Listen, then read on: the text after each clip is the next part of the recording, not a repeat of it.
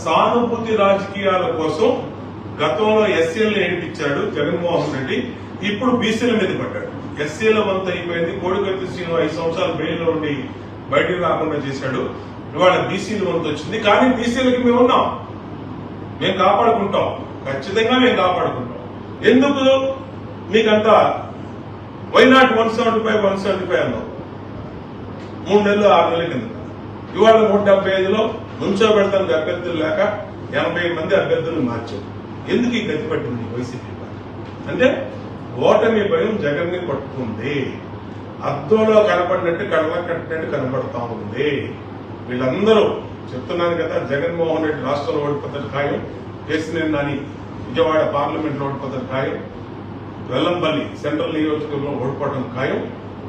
ఇవన్నీ కూడా జూన్ 4వ తారీఖున వెండి తెర మీద 70mm లో డిజిటల్